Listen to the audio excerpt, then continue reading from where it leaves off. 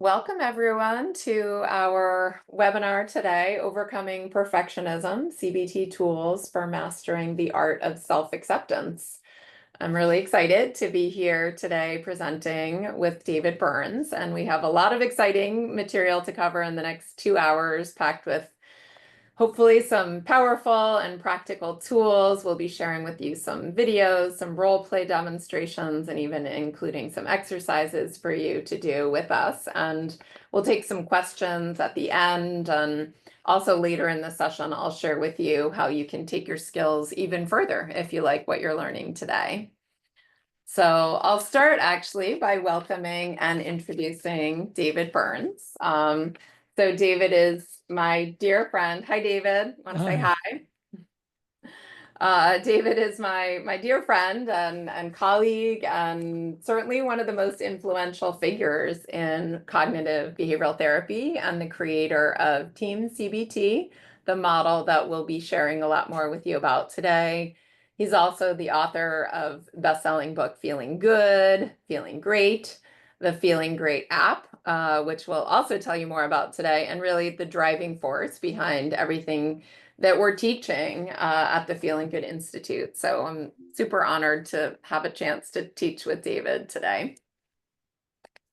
I'll also tell you just a little bit about who we are at Feeling Good Institute. Our mission is to elevate the practice of therapy so that patients can recover faster and more fully. And we train and certify therapists in TEAM CBT, a powerful framework developed by David. And we help therapists progress through a structured kind of 5-level certification path. And the Feeling Good Institute was founded by myself and my colleagues, Angela Crum and Maor Katz. And we all trained with David at Stanford. And back then when we were training, the only way really to learn TEAM CBT was with David directly. And oftentimes it took many, many years. And so we kind of started Feeling Good Institute with this dream of helping to make David's framework, TEAM CBT, and tools and techniques more accessible to more therapists without compromising the quality of the training. And so everything that we do today still reflects that original intention of spreading TEAM CBT and helping therapists to get better. And we don't just teach TEAM CBT techniques, we really try hard to replicate David's training style, which is built on one idea, which is that therapists only get better through practice and feedback. And so it might surprise you to hear this, but experience alone, as shown on this slide, doesn't make therapists better. So just doing more sessions and having more years under your belt doesn't actually lead to better outcomes. But what we know actually does work is learning, practicing, getting feedback, and continuously repeating that cycle. And so that's what we emphasize in all of our trainings. And that's actually what you'll be having a bit of a chance to do today as well. And so before we jump in, I just have one kind of thought experiment kind of question for you. It's really a moment of kind of self-reflection. So we've talked about how experience alone doesn't lead to better outcomes, and that real growth comes from learning and practice. So imagine what would change for you as a therapist if you had a way to continuously improve your skills kind of week after week, and would that be worth it to you to explore something like that?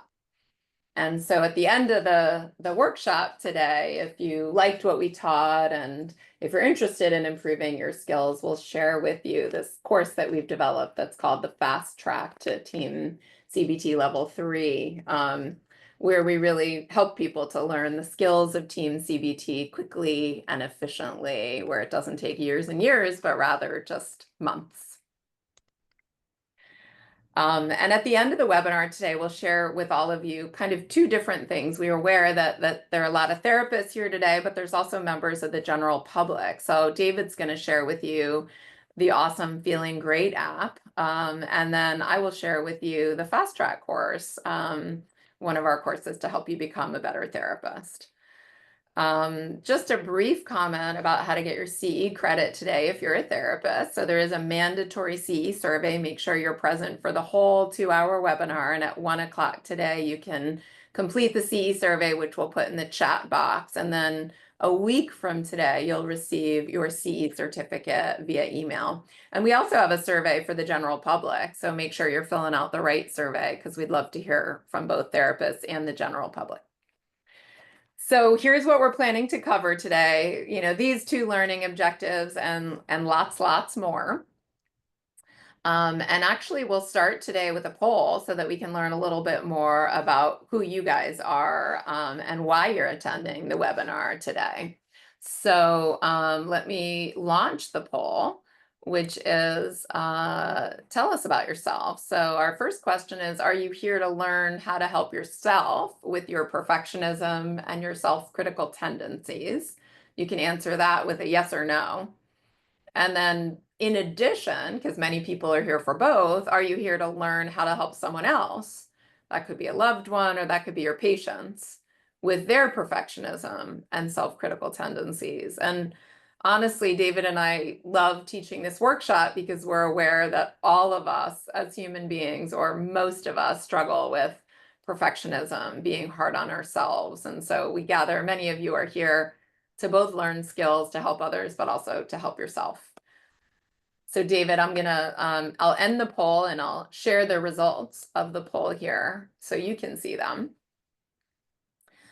So we have 74% of people are saying they are here to learn how to help themselves with their perfectionism and self-critical tendencies.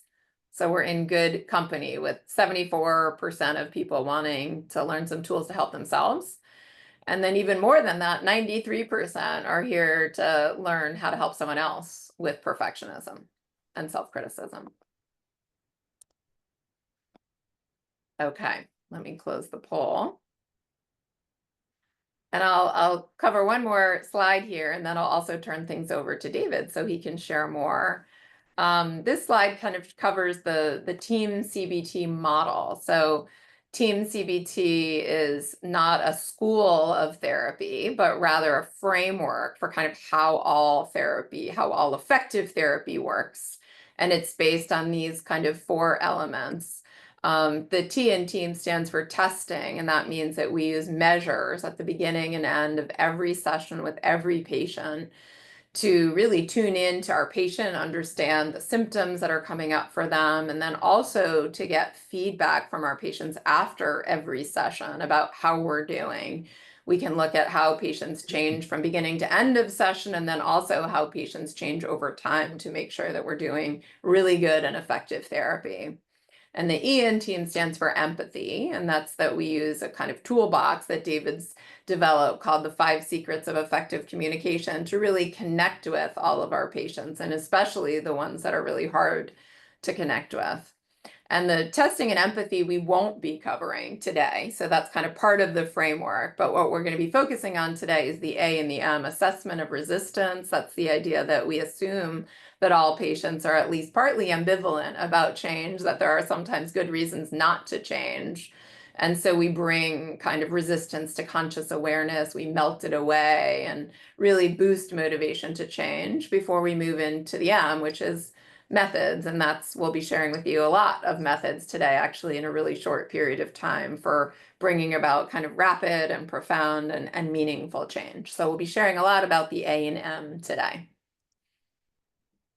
Can I turn it over to you for a little bit, David? Yeah, the perfectionism is just one of many self-defeating beliefs that can trigger feelings of depression, anxiety, or conflict in relationships.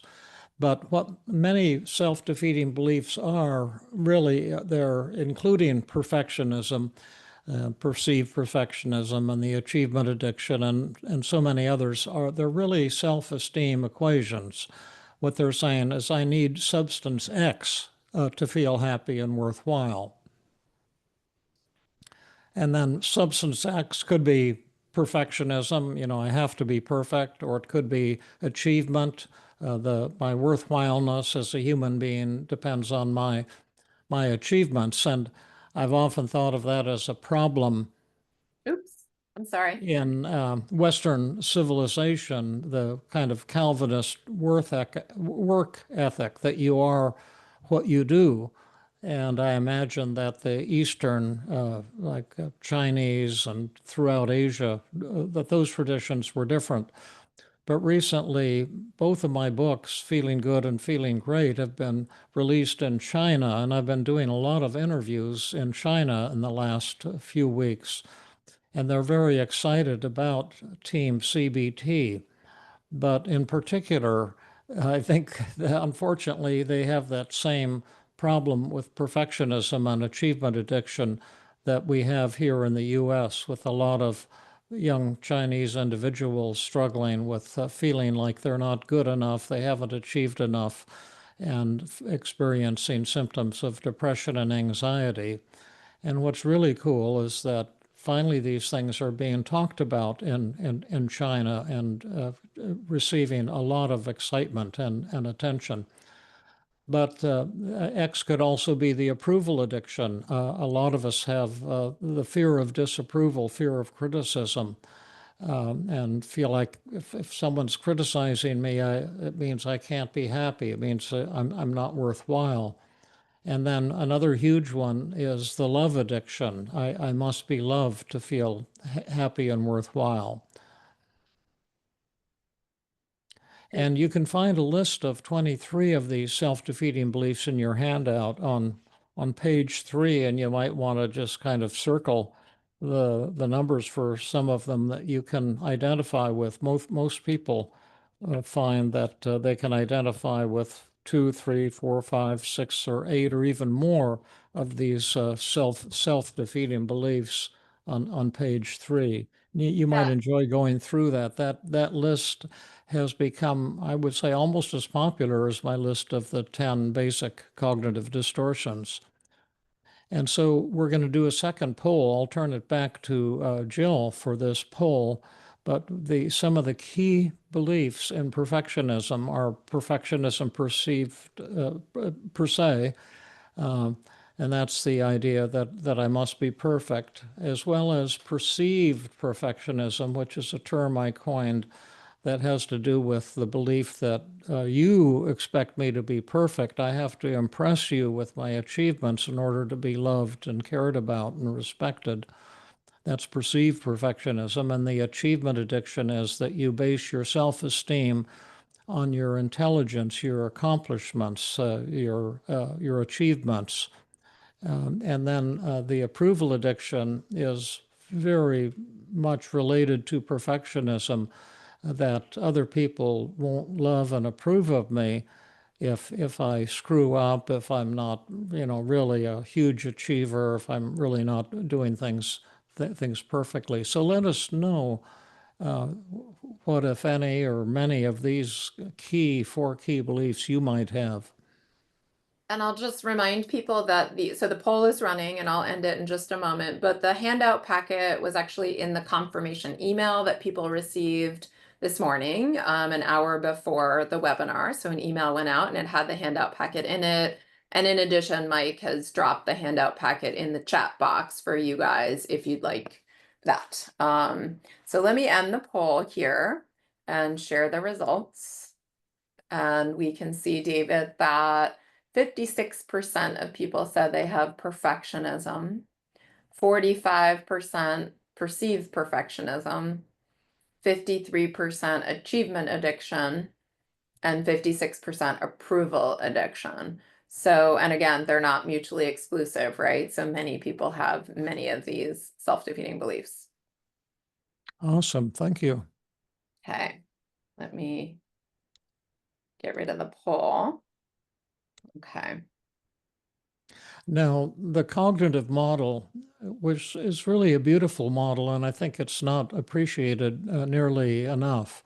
The people think, oh, cognitive therapy something has something to do with thoughts, and they don't go much further with that than that. But it's a very precise model, and the way the self-defeating beliefs, SDBs, Albert Ellis called them irrational beliefs. Karen Horney talked about them in the early 1900s as well. She was a famous feminist psychiatrist. Talked about, the approval addiction and the achievement addiction. But the way it works is that the self-defeating beliefs are a part of your value system. They're always operating in the background. And but it's the combination of a self-defeating belief plus an upsetting event that triggers distorted thoughts. So, for example, let's say I have the achievement addiction and perfectionism, which is a very common combo, and I screw up in today's workshop and get some kind of hostile or sharp question that at the end, or some feedback which is kind of biting, then I need to be perfect. I need everyone's approval, but I don't get it.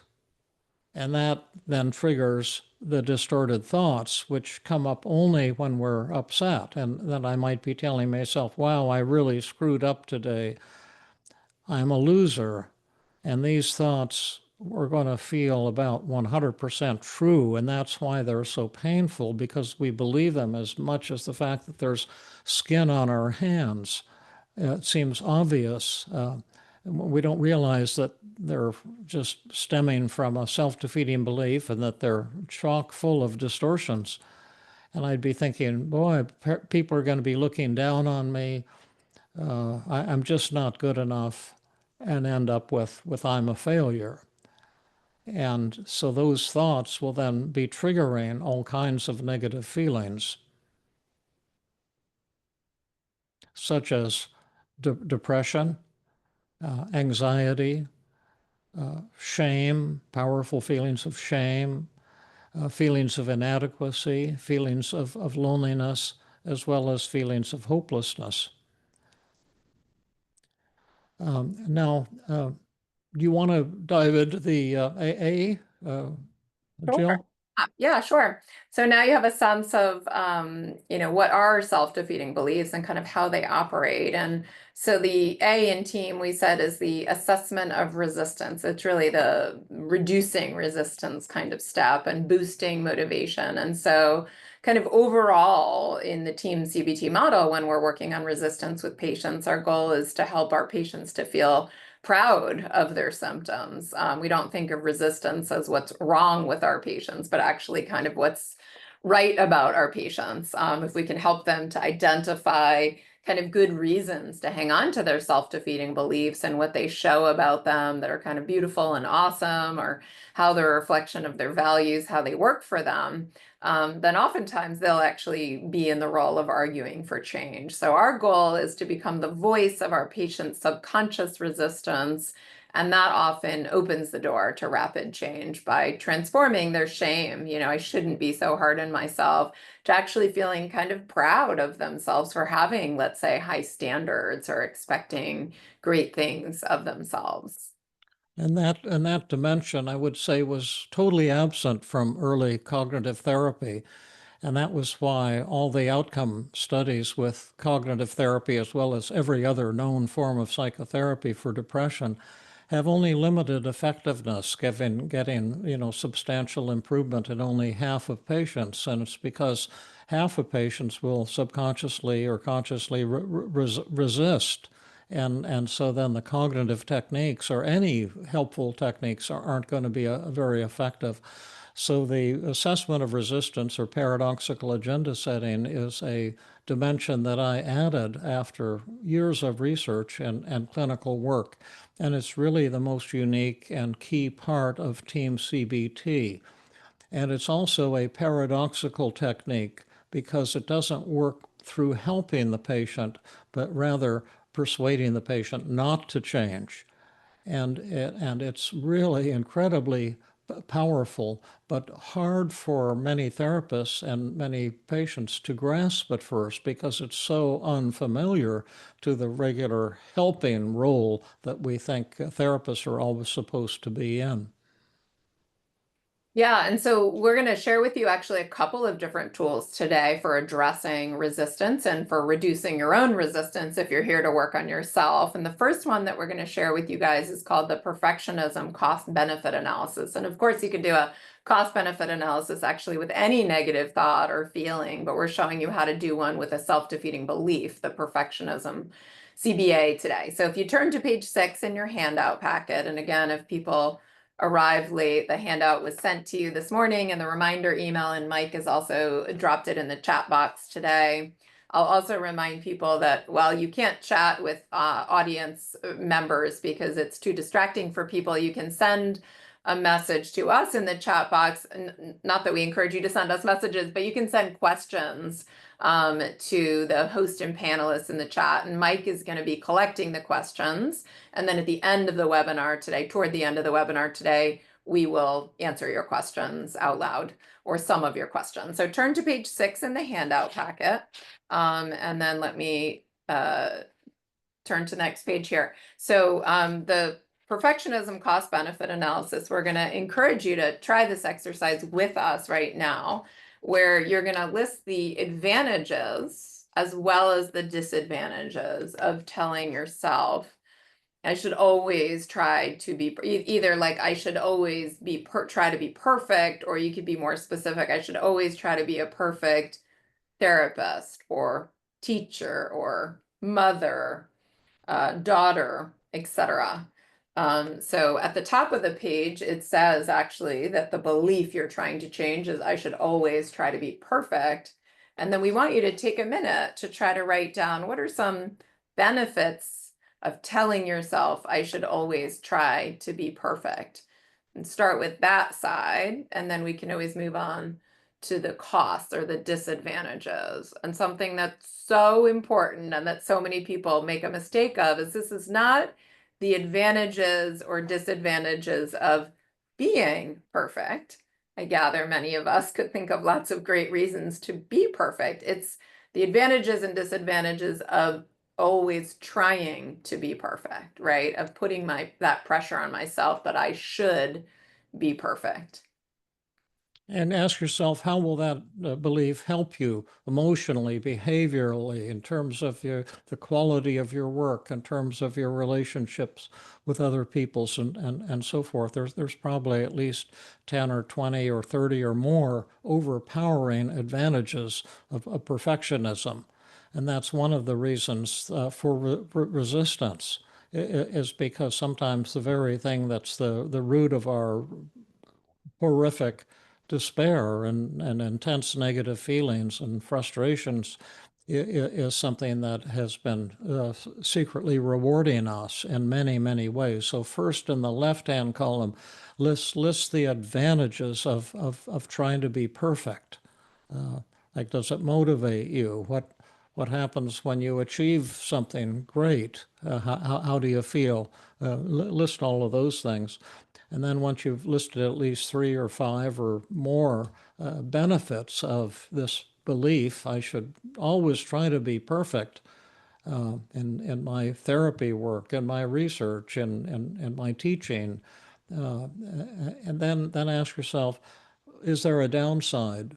What price do I pay for that belief in terms of my emotions, my self-esteem, my relationships with other people, my work, the quality and quantity of my my productivity, and my spirituality, really, as a human being. And there's plenty of disadvantages. And we're not trying to stack the game here in favor of the advantages or disadvantages. I just want you to write down a number of advantages that click for you and a number of disadvantages that seem realistic as well.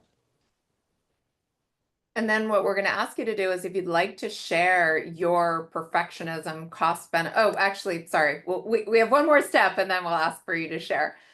After you've listed the advantages of telling yourself I must be perfect and the disadvantages of that belief system, then you're going to take 100 points and divide them take 100 points and divide it into two, right?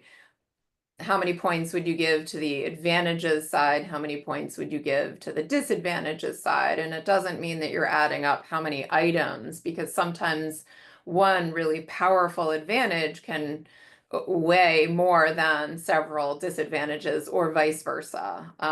So take 100 points and divide them between the two. Is it 60-40? Is it 20-80? And then once you've done that, if you'd like to share with us, and it'll just be a very brief share, you'll tell us kind of what were some advantages and what were some disadvantages, and how you rated the points. Send a note in the chat box, just I'd like to volunteer. And then Mike will call on someone to actually share we'll enable your audio and give you a chance to share with the group your perfectionism cost benefit analysis. So we're not asking you to share the details of it in the chat, but rather just put in the chat, I'd like to share mine, and then Mike can unmute you. Well, it looks like we've got Rachel here. I'm just going to highlight Rachel. Allow to talk, and I'm just going to. I think I've been unmuted. There we go. Hi, Rachel. Hi. Hi, Rachel. Hi, how are you? Good. Thank Good. you. So yeah. So, yeah, go ahead. If does your top of your CBA, does it just say I should always try to be perfect? Was it a perfect mother, a perfect, anything? Yeah, so I actually did perfect therapist slash parent. So I kind of was keeping it as both to try to keep the ideas in mind. So we could either pick one or do both, but I think they apply to both. And then same thing, the drawbacks or disadvantages of telling self I should always try to be the perfect therapist or parent. Perfect. So perfect. So share with us what were some advantages? How to start with the advantages? Okay, so for advantages, I said it pushes me to do and learn more. I also said it helps to make me a better parent or therapist by, trying to push myself to be the quote unquote perfect parent or therapist. Yeah. So pushes me to do and learn more, kind of pushes me to be better. Is that? Yes. Yes. Mm-hmm. And then another advantage, how do you feel when you score a home run, Rachel? I feel good. Yeah, that's a good Is point. that I a do. benefit? Yes, definitely. I feel Put good that when on the, I've gone to something like this and I feel like I get more CEUs, or I feel good when I read a book like the Let Them theory and I feel like, okay, this is good for my parenting and for my being a therapist. So yeah, I do feel good. yeah, that's huge. Mm-hmm. Yeah. Any disadvantages you found in that mindset? Yeah, so I think leaning toward the idea of perfect, I think that can bring on lower self-esteem because obviously, like, I'm never going to be the perfect parent or therapist because I believe there's no such thing. And so it can lead me to feeling worse about myself. I can never really feel like I'm having an achievement or a success because yes, like these are minor successes, but I'm not going to achieve perfection. So I feel like I would never actually like fully achieve being the perfect therapist. And then kind of some like depressed negative feelings, like feeling down about myself as a parent or therapist. And also, I wrote, I may not have as good of a work life balance because if I'm like constantly trying and trying to, let's say, be a better therapist and focus so much on that, then I might not be as quote unquote good of a parent because I'm not as available because I'm focused more on being the quote unquote perfect therapist. Those are beautiful lists. Was there anything about relationships on the advantages side or disadvantages side?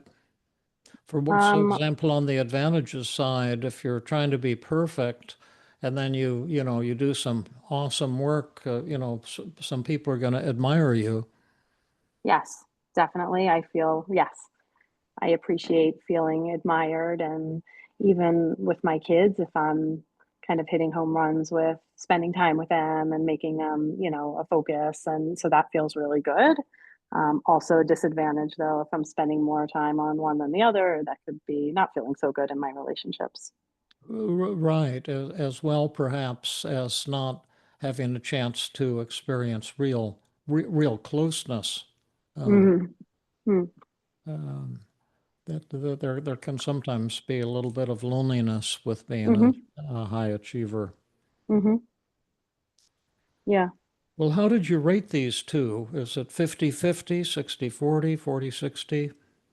I actually gave, again, I think it's a piece of focusing on like the word perfectionism or perfect, but um, I gave the drawback disadvantages 60 and I gave the benefits 40 because Great. it just felt weighted in the like negative more than weighted in the positive.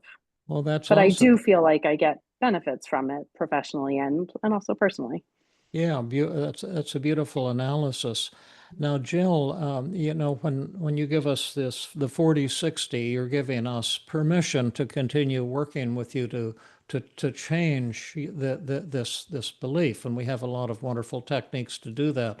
But what would we do, Rachel or Jill, if it was the other way around, and if it was 60-40, what position would we take? What would we say to our patient or colleague or son or daughter or whatever?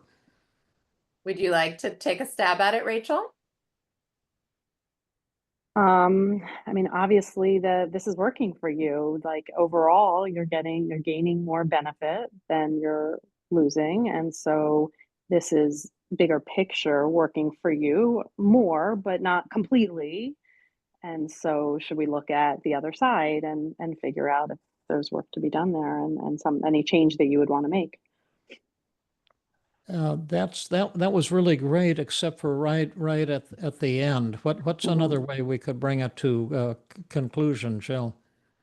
Yeah, and Rachel, by the way, I do love what you said. But yeah, you started out strong in this idea of if the advantages are greater than the disadvantages, then this must actually be working for you more than it's hurting you. And so maybe that isn't something that we should actually try to change, right? Maybe Mhm. it's actually serving you well. And we do what we call sort of sitting with open hands, right? I'm not going to try to convince you to change this perfectionism.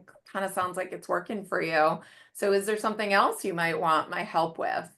And then quite often the patient will kind of chase you and go, no, no, no, actually, let me revise that a little bit because it actually is super painful or it's not that motivating or, but if they don't and they're in agreement that it's working more than it's costing, then kind of we don't want to push them to give it up. And this is called sitting with open hands, and it's the key mindset in TEAM CBT.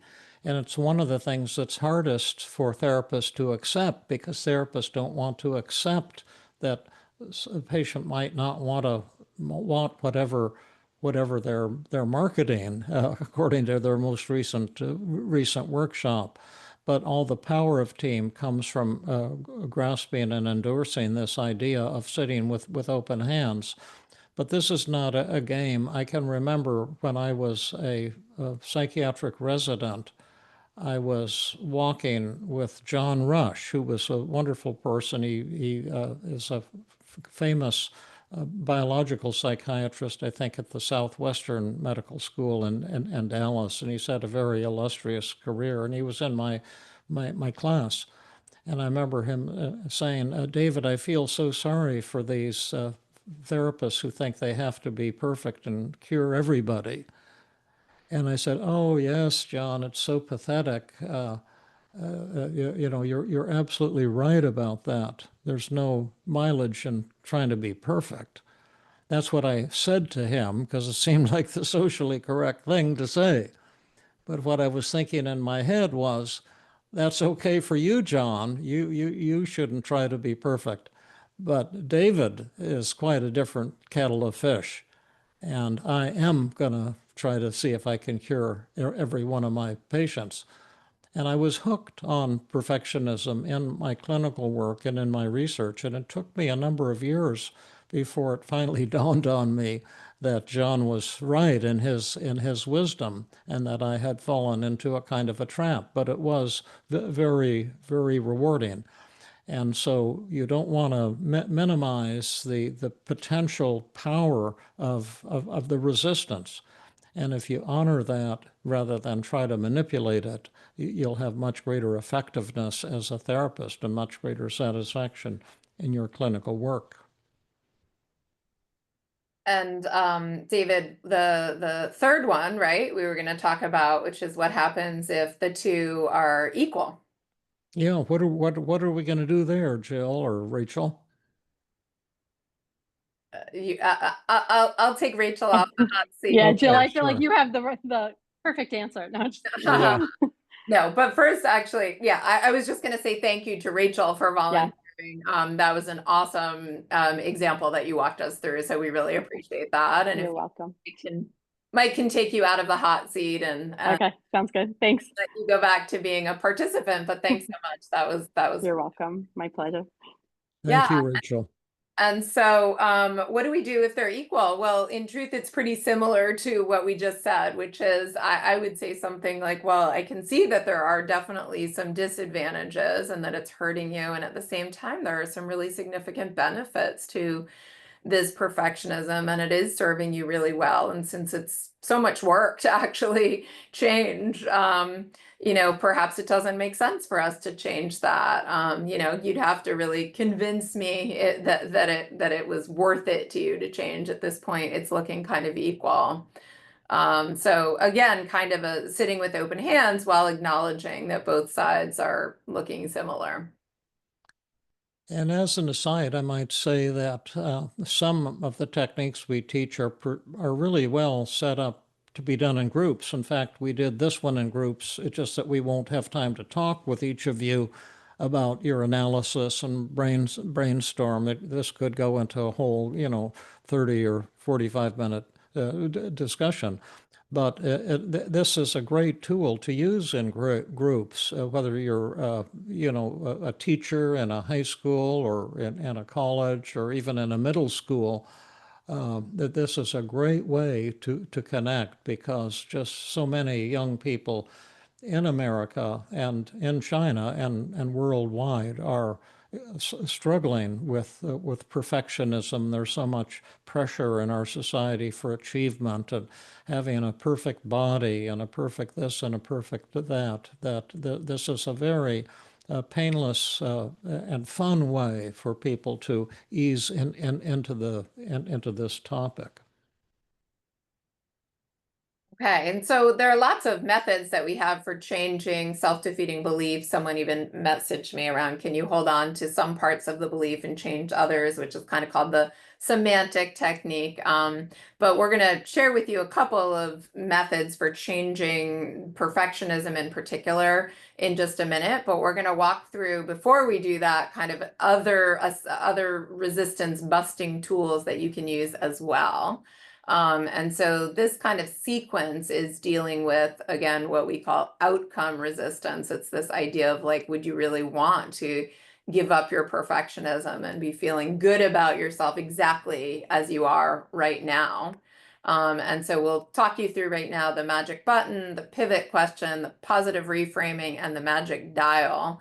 But we're going to do that by first introducing you to a therapist that we did some personal work with named Amy, who was struggling with perfectionism. And so, David, you want to say a little bit about Amy, and then Amy will Yeah. introduce herself in this slide Yeah. as well. Amy was a beloved member of our Tuesday group for, a couple of years at least, and has still a practice in the East Coast, and she's on the voluntary faculty of one of the top medical schools in the country.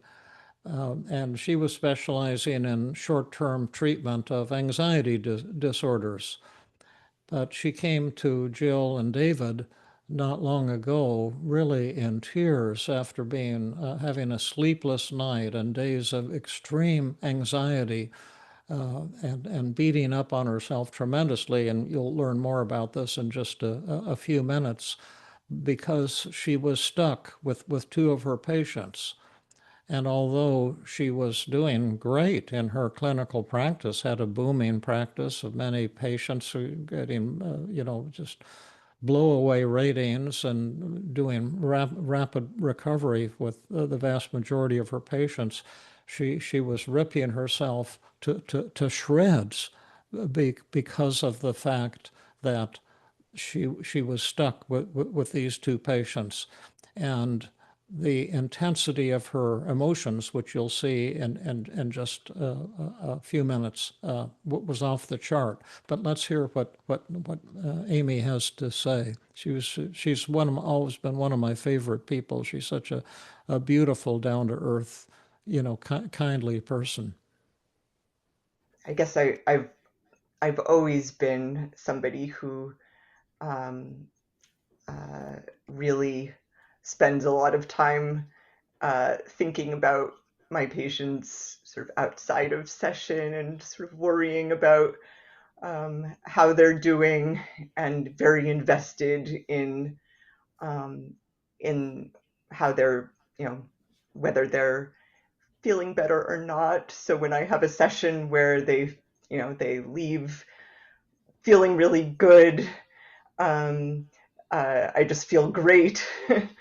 And then especially when there's somebody that I've been working with for a while who's then feeling stuck, that just is like this weight that I carry all the time.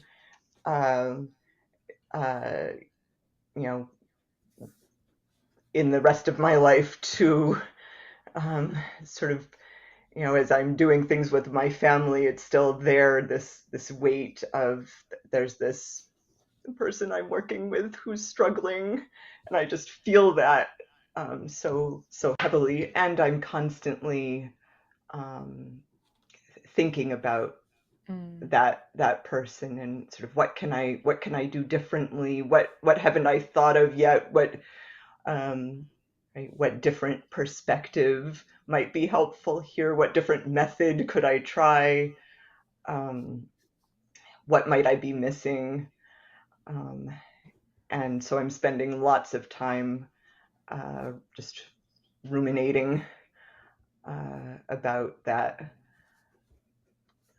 especially as I'm trying to fall asleep at night. That's just a constant sort of broken record in my head. What is the worst part about all of this to you? When I'm worried, thinking about my patients who aren't doing well. So I have sort of done a sort of downward arrow for myself Cool. with that, Yeah. or What if? a what if, and um, uh, it sounds. I mean, I feel a little embarrassed sharing it because I realize how sort of absurd it is, but it sort of gets down to, right, what if I'm somehow responsible for them feeling so hopeless that they kill themselves, and then, like, I could never live with that guilt. Yeah. I guess By the way, we Sorry, had some. Oh, go ahead. I've So we had some beautiful comments from Michael Harmon and others, how touched they I guess are. I wish you were here to read that and to hear that Amy. Also, one person said she was having trouble hearing, and I hear it here on my computer with my speakers very loud. Right. If anyone's having difficulty, unfortunately, it's on your end, needing to either increase the volume or something. But yeah, we know everyone can hear it, in general. Right. Yeah. Yeah. But that there you met got a glimpse of Amy's inner beauty, and as well as the intensity of her suffering, and her daily mood log that she presented us with was that being unable to sleep at night, and then the next day she saw two patients in a row who were feeling very stuck and discouraged. And she did this on paper. And this is a tool that you always want to do on paper, because when you write down your negative thoughts at a specific moment, there's tremendous illumination and learning and growth is possible. If you try to do this in your head, you won't have much luck. And I remember that's one of the first things I included in my book, Feeling Good, that came out in 1980, so I must have written that in 1978 or 1979, but it's just as true today. And you can see that she was feeling sad, 80%, anxious, worried, and nervous, 80%, guilty, remorseful, and bad, 90%, incompetent and inadequate, 100%, discouraged, 90%, and stuck, 80%. And although she's a fully functioning psychiatrist carrying a heavy load of patients and an active family life at the same time, these scores are comparable to someone if you went into the Stanford inpatient psychiatric unit and asked these estimates from somebody who's receiving electroconvulsive therapy. They wouldn't be a whole lot more severe than this. And this helps us greatly initially when working with someone to appreciate just the incredible intensity of their feelings, because otherwise you can be deceived by Amy's warmth and smile and think that she's, mildly distressed, but she's not. It's major league. And then what is causing these feelings? And this is another key point of the theory of cognitive therapy, or TEAM CBT, and that's that all of your emotions result from only one cause, and that's your thoughts. And that idea has been around since the time of the Buddha, 2,500 years ago, in the time of the Greek philosopher Epictetus, nearly 2,000 years ago. It's not the events of our lives. It's not the fact that she has two stuck patients. That's not the cause of her distress. It's her interpretation. It's what she's telling herself. And what she's telling herself, she's saying, I'm failing my patients. And she gives that 100. I should give them their money back. She believes that one 50%. I'm not competent enough to practice psychotherapy and should find a new career. How devastating is that? And I think on that one I'm seeing 60% belief. And then I should know what to say and how to help them and how to get them unstuck and feeling hopeful. And she believes that 80%. And I should extend the session a little longer and keep going on until they feel better, and that's a 90%. And then we'll see she has a whole slew of these negative thoughts. I should extend the session a little longer, and I think you'll find this on page 5 of your handouts, and beating up on herself in a variety of ways, and then very coming down to the bottom of it. I'm too slow and compulsive to help my patients. 80%. I'm a fraud and a failure. How devastating is that? And she believes that 100%. I'm a fraud and a failure. And then if anyone sees me in this video, they'll think that I'm not a competent shrink and won't want to work with me. And she believed that one 80%. And part of the magic of the daily mood log, and what I'm in my old age, I'm getting more and more irritable and willing to show my irritation, which is probably a poor choice because everyone thinks I'm so warm all the time and friendly, and I try to be.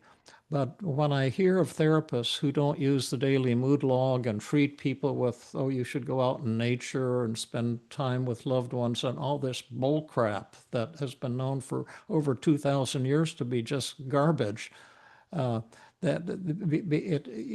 need a daily mood log to find out what the person is thinking, because we all think differently. And these are the thoughts that are causing her distress.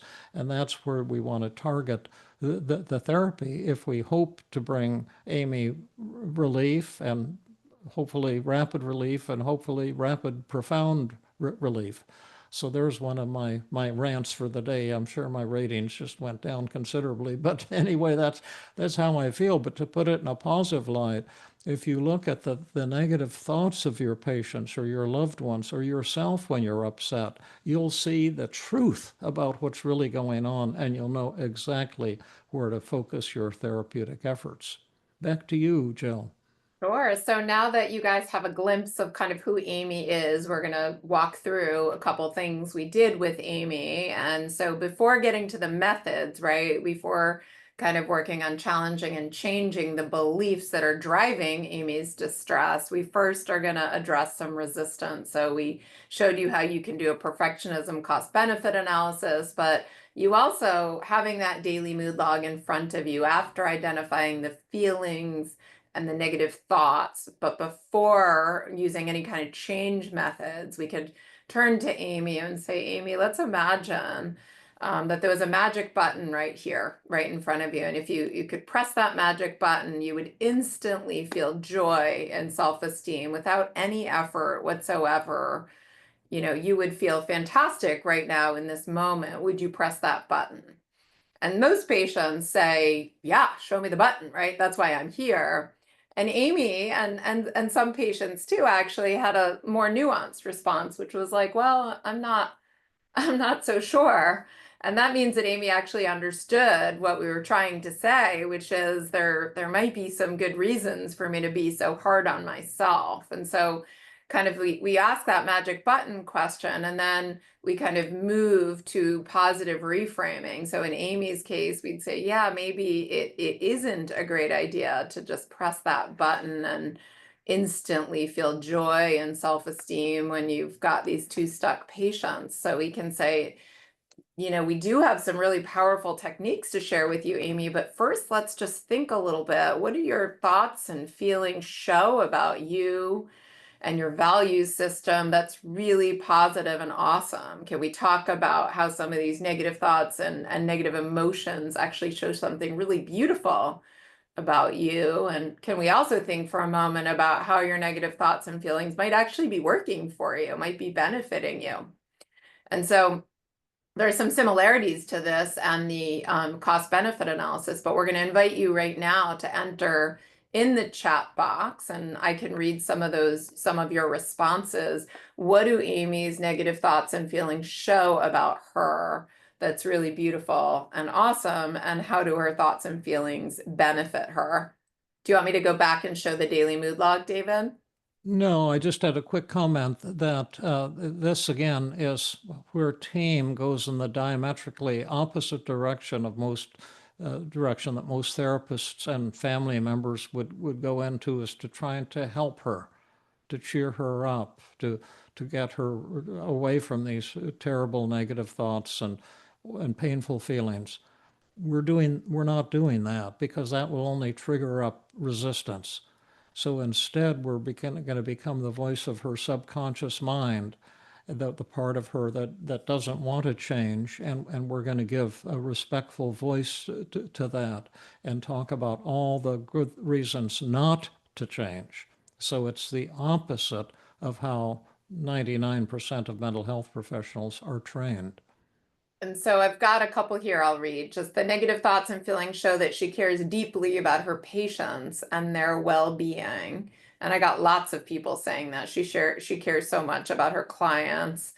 I also got that shows that she's very hardworking, that she's dedicated to her patients. Some of her negative emotions show the depth of her compassion and her concern.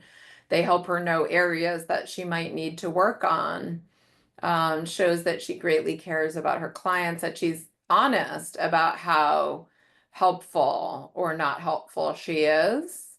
Shows her high standards, shows her to be a caring and passionate person, helps her to be alert to errors that she might be making or ways that she could improve. So there's lots more here. And I also just want to point out, you can turn, let's see, wait, do we have this here? Yeah, page 7 in your handout packet is where you can see the positive reframing tool. And we have a couple examples. You guys came up with so many amazing ones, but we can share with you a couple on the slide, and you can see a few more in the page 7 in your handout packet, that her high standards motivate her. You guys hit a lot of these. Her beating up on herself shows her humility and also her honesty. I don't have to settle for mediocrity. Um, let's see, we, in the handout packet, we have, it keeps me from being over, my feelings of inadequacy keep me from being overly confident, keeps me humble. So I'm open to what I might be missing.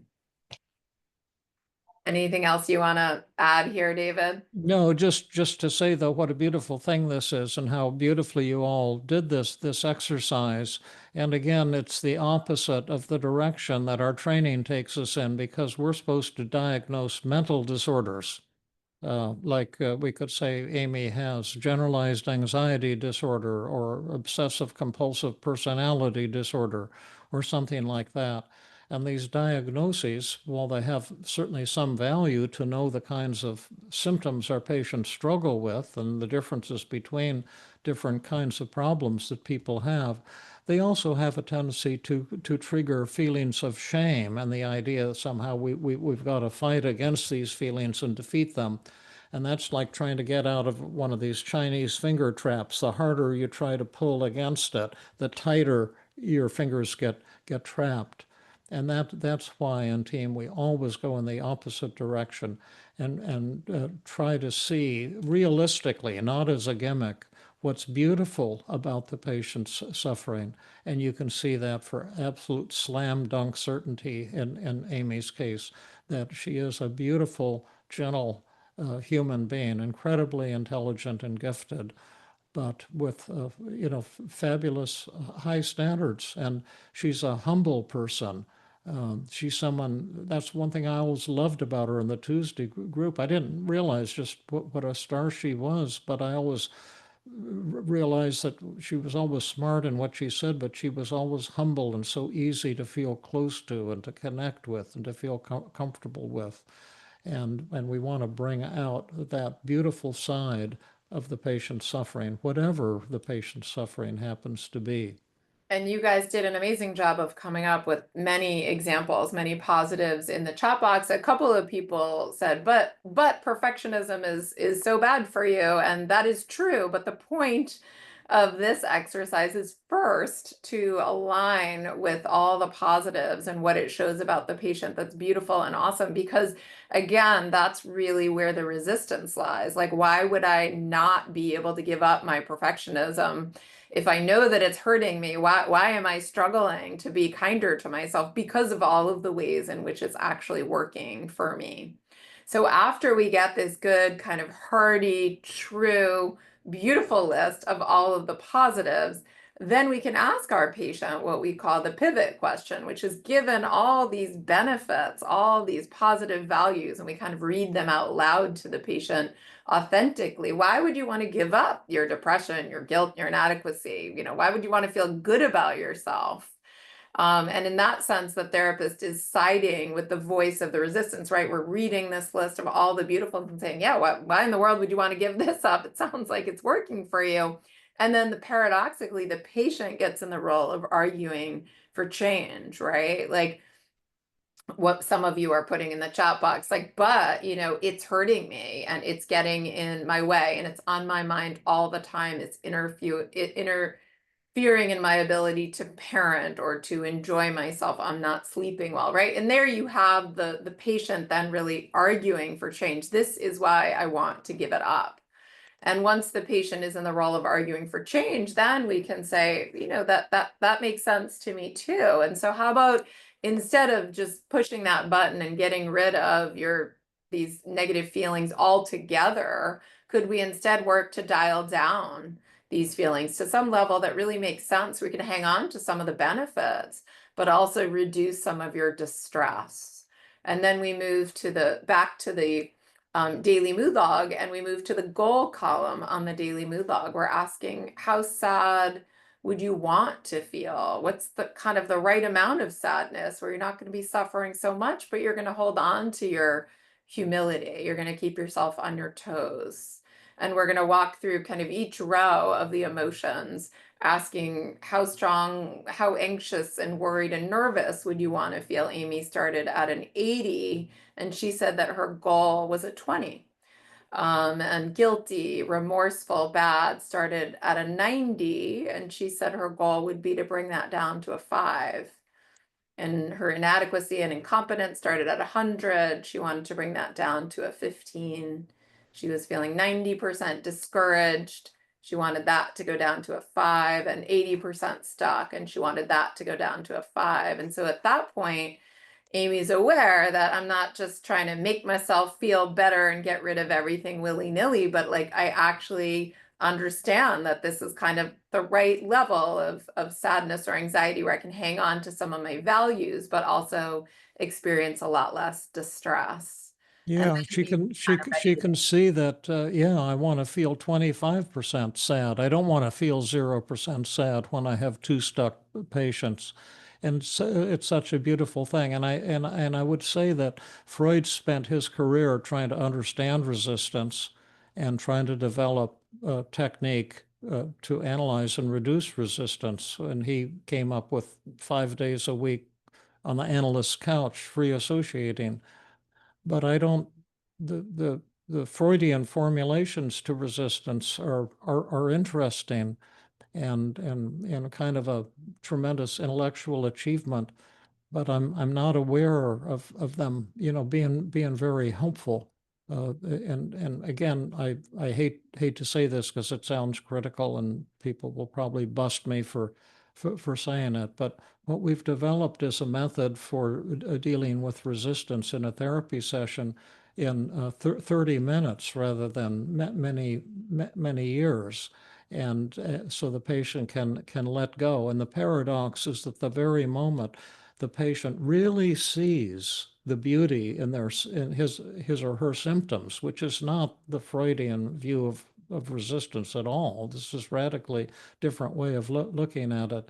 The moment they get that, then rapid and dramatic recovery is just a stone's throw away, and that's a paradox. And the paradox is that when the therapist, this is called the death of the therapist's helping self. That's one of the 4 deaths of the self in TEAM CBT.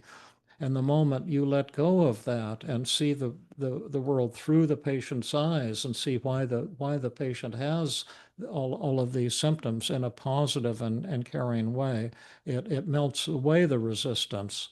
And then the patient becomes a partner when we come to methods, and we can generally blow the negative thoughts out of the water very quickly. And someone, oftentimes people ask this, so I'll answer this question now. Well, in Amy's case, when we offered that magic button, she said, I'm not sure. And then we kind of explored the resistance. But if someone answers yes, show me the button, then we still do exactly the same sequence. We say, yes, I'd love that for you too. I can totally understand why you'd want to feel no longer depressed and anxious. But before we do that, I'd like to invite you to think with me a little bit about how these might be serving you well. So we still go to positive reframing. So whether they want to push the button or they're skeptical about the button, it doesn't matter. We move into positive reframing, the pivot question, and then the magic dial. So, and David, I wouldn't get caught up with the chat while we're presenting because it's going to be very distracting. But we're going to move on now and kind of leave agenda setting or assessment of resistance, as we say, and actually share with you a whole bunch of methods right now for addressing perfectionism. So we'll start with identify and explain the distortions. We're going to show you a video of Amy doing externalization of voices. We'll do a demo of the feared fantasy, and we'll share with you some anecdotal stories about the self-disclosure technique and the experimental technique, and get through all of that and some questions in the next hour. So David, you want to talk briefly about identify and explain the distortions? Yes, identifying the distortions has been around since I wrote Feeling Good, but I never thought of it as being very helpful to people, just kind of a fun thing to do to get the door open a little bit, but nothing major. And I would say in the last five or 10 years, I've developed the technique called Explain the Distortions. And that's where identify the distortions becomes a powerhouse healing technique, and more than just a game at seeing why a thought is distorted. And the way you do it is you ask the patient, say, I'm failing my patience, And then you ask them to identify the distortions in that thought. Well, Amy found, 8 or 9 of the distortions in that thought alone. And then you take one of them, like let's say you say this is all or nothing thinking, and you ask 3 questions of the patient. The first question is, why in general is all or nothing thinking considered distorted thinking? Why does it not map on to reality? And the answer to that is because pretty much nothing in the universe is all one way or the other way. Everything is shades of gray.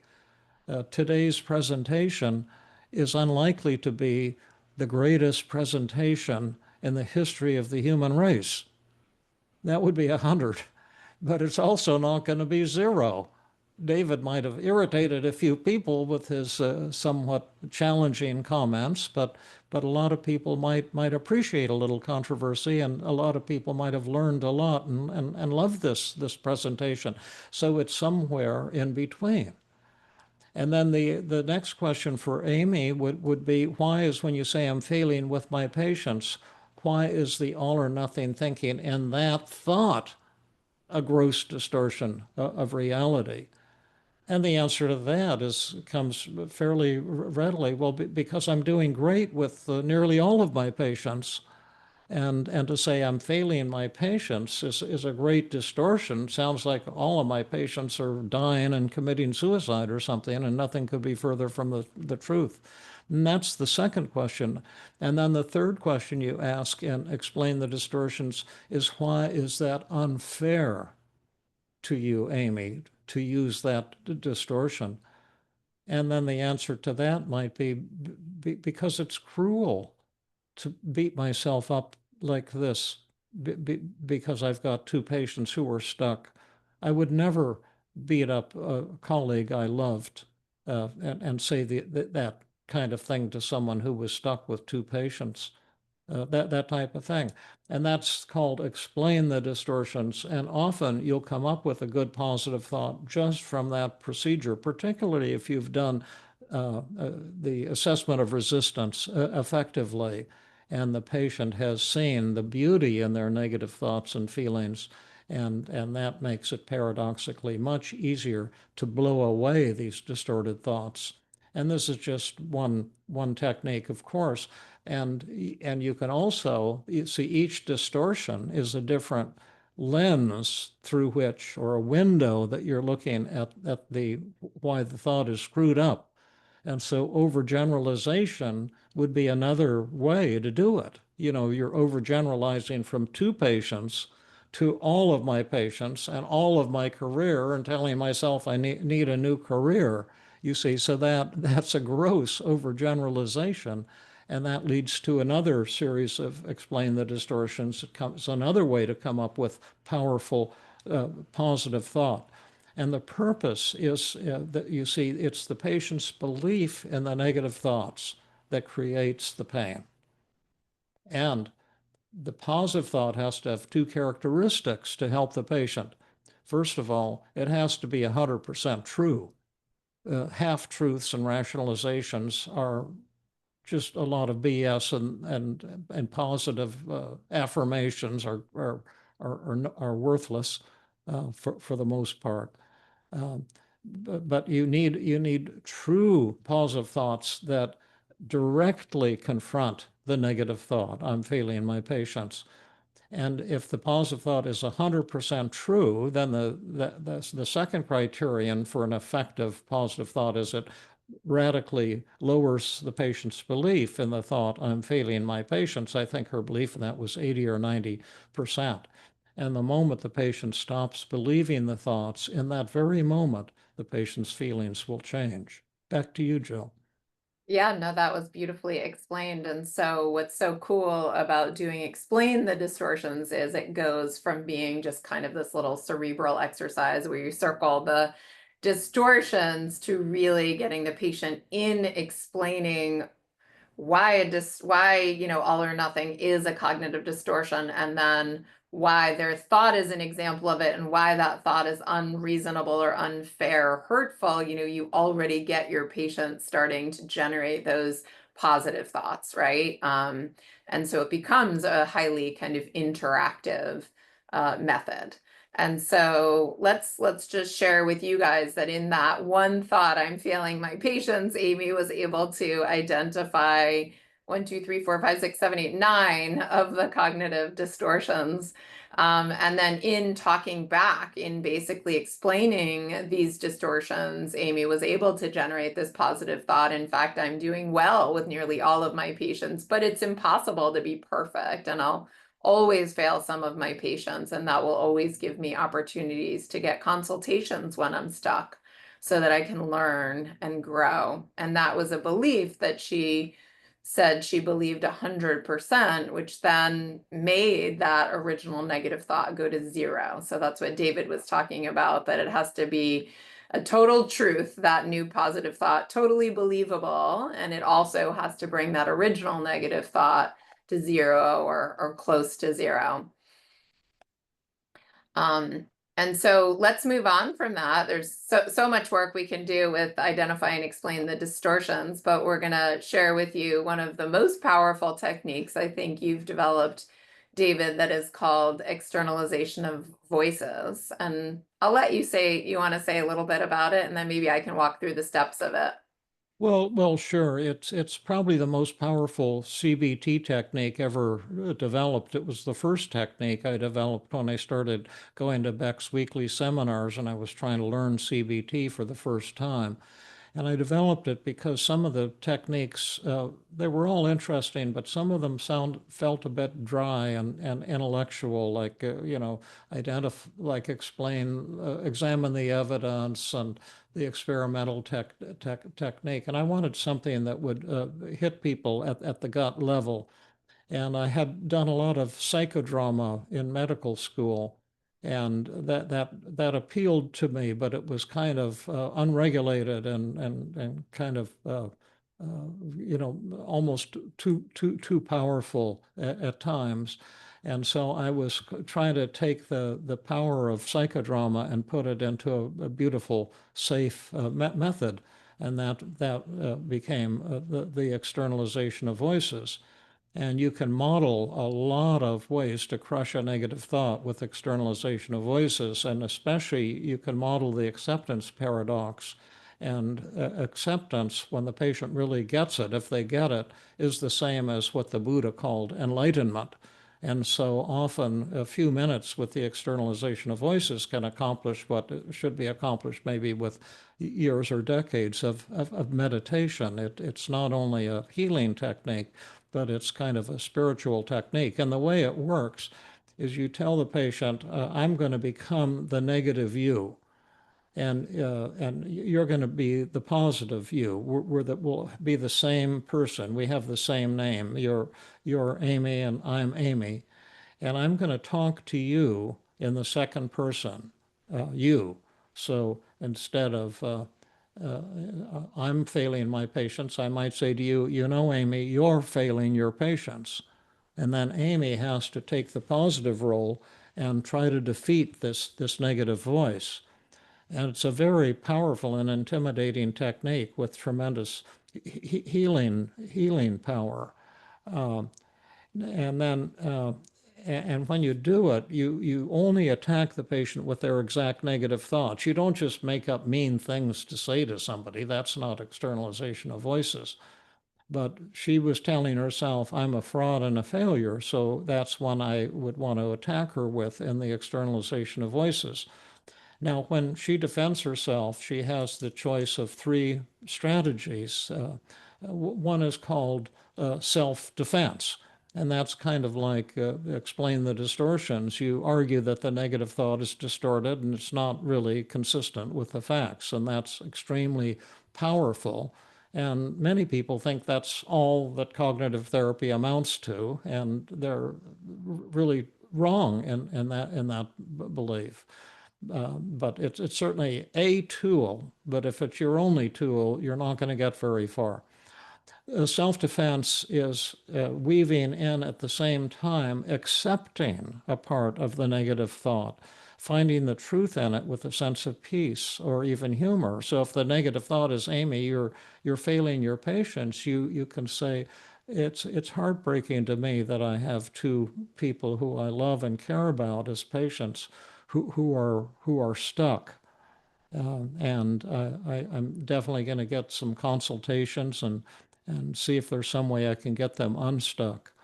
But the idea that I'm, failing my patients is just grossly unfair and grossly untrue.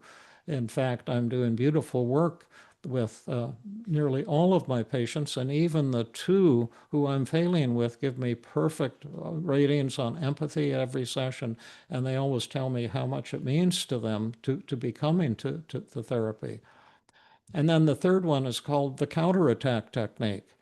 And this is the newest dimension of the externalization of voices, and an extraordinarily valuable dimension. And you point out to the negative self that's attacking you, and you say, my real problem, friend, is not that I'm failing two of my patients. Not at all. I have another problem far greater than that, and that's listening to your constant BS, beating up on me and telling me that I'm not good enough. That's the whole key to my problem. And so this is really kind of a radical implementation in a dramatic format of the basic key of cognitive therapy. It's not the circumstances of our life, but these distorted thoughts that cause our suffering. It's not that Amy has two patients she's stuck with. That has no negative effect on her at all. In fact, it could even be a source of joy because it can tell her, hey, it's time to talk to some experts and learn some new techniques. But her despair results from her interpretation of that I'm a fraud, I'm a failure, I need a new career. Those thoughts are devastating. And so in externalization of voices, the therapist is going to play the role of, let's say, negative Amy, and the patient is going to play the role of positive Amy if we're going to hit the patient with our negative thoughts. And these are three options the patient has for how to respond to the negative thoughts. And oftentimes a combination of those three is what's needed. And so if the patient is responding with purely self-defense, only kind of justifying themselves, and they're not winning huge, then the therapist could suggest maybe adding some self-acceptance, or the therapist could even model adding some self-acceptance. If the patient is mostly accepting it, you're right, I really am so far from perfect and I make mistakes all the time, but without any kind of self-defense or, suggesting that some of that is distorted or untrue, you can add some self-defense to the response to strengthen it. And sometimes patients, we say here, need a little more spice, a little oomph, and that is what the counterattack can be really helpful for. And so these are all just different ways of responding within the role play. So we start out externalization of voices by making sure the patient understands we're not just hurling insults at them. We're asking, what role am I in and what role are you in? So we can start by just saying, what's my name? And in this case, the patient would say, you're negative Amy, right? Right. And what's your name? And Amy would say, I'm positive Amy. And we need to make sure we both have the same name. And again, that's to avoid Amy or my patient from thinking that I, therapist, am just being insulting to them, right? And then we'll do one exchange. So I would hit Amy with that negative thought, you're a fraud and a failure. And then Amy would respond, using any of these strategies that we've just talked about. And then we'll kind of pause. We don't just keep going back and forth and say, great, Amy, who won that exchange? Was that kind of me, negative Amy, or you, positive Amy? And then let's say she says, I won. I would say, well, is it small or big? And she can answer. And if she says big, I can say big or huge.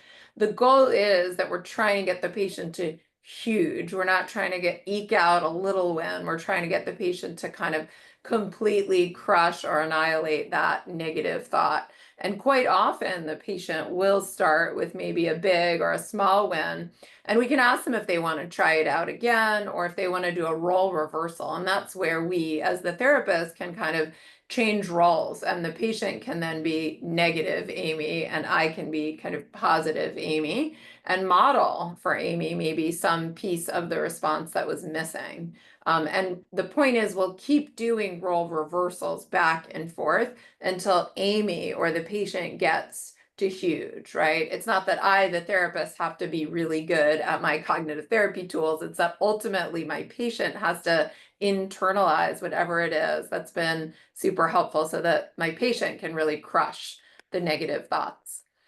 And so we have a video here of Amy and us doing externalization of voices. So should we go ahead and play the video, David? Yes, absolutely. Okay, let's see what we're going to see.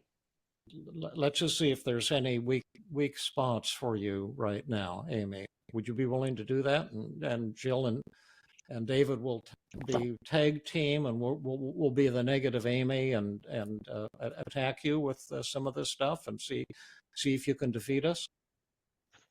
That sounds good. Yeah. You know, Amy, you're stuck with a couple of your patients I've heard through the grapevine. Of course, I'm the negative Amy. I'm you talking to you. But I just want to know that you should have figured this out by yourself already without having to get consultation or help.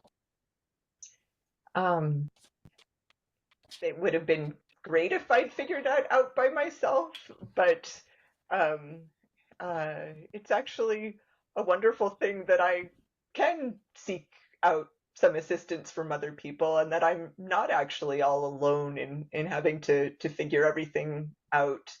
Um, I love that it's actually an opportunity to connect with my colleagues and learn new things. And so, yeah, you know what? It's just totally not helpful when you tell me I should have already figured it out. Um, so bug off. I'm gonna go seek some help. Okay, who won? I won that. Big or small? I felt like that was huge. Huge. Awesome. Your turn, Jill. Yeah, but Amy, you should be able to help every patient all the time. Um, Again, uh, uh, it would be wonderful if I could instantly help every patient every time. Um, but um, you know what? My problem isn't actually that I'm not able to help every patient every time. That can be, again, dealt with by seeking help. Um, the problem is that I've been listening to you, and that's when I get really stuck. Um, so, yeah, again, bug off. And who won that? You or me? I won that. Was that And big or that was small? huge. That That was was huge. huge too. Yeah, yeah. Okay. My Back to turn, you, David. Amy. Yeah, sure. I'm the negative Amy again, and I just want to point out that this is a foolish thing, making this video, because your patients will see this and they'll say, I don't want to work with her. I want to find a competent psychiatrist to work with. um, uh, let me think about that one. Um, First, let me just say, uh, uh, once again, this input that you're giving me is just not helpful. Um, so, um, once again, um, bug off. I'm actually having fun doing this video, um, and if some patients decide they don't want to see me, that's fine. I actually um, uh, feel bad when I have to turn people away because I'm too busy. And so, yeah, um, not helpful Okay, input. Yeah. okay. So who won? I won that. Big or small? I think it came around to huge. I felt a little stuck initially, but yeah.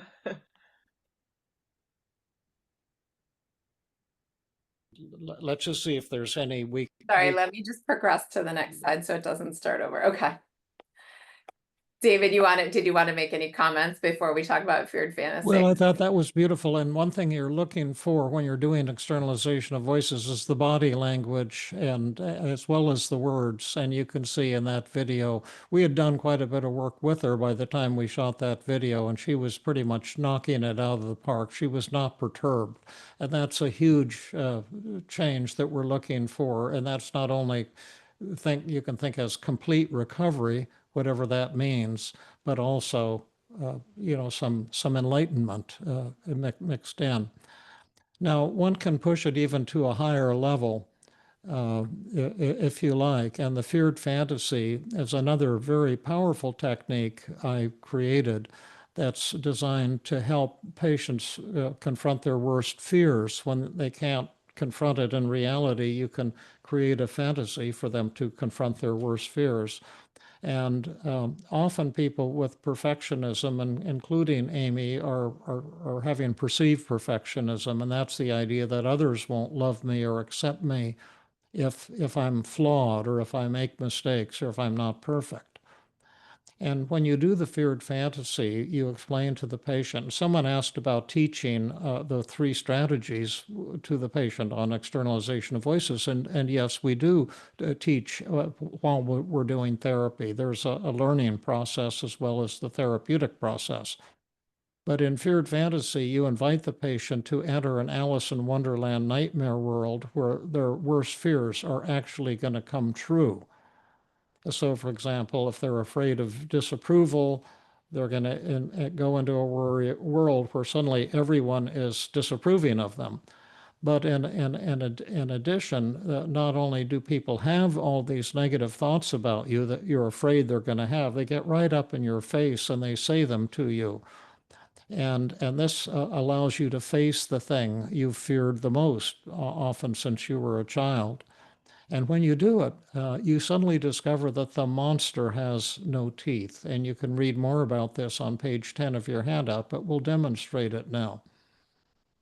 Yeah, and I was just going to say that, right, so whereas the externalization of voices, I think, is really helpful for essentially all kinds of negative thoughts, the feared fantasy is especially helpful for worries about other people judging you, right? So this is going to be a really good method if you have patients with perfectionism or social anxiety or other kinds of things where they're really worried about negative evaluation from the outside.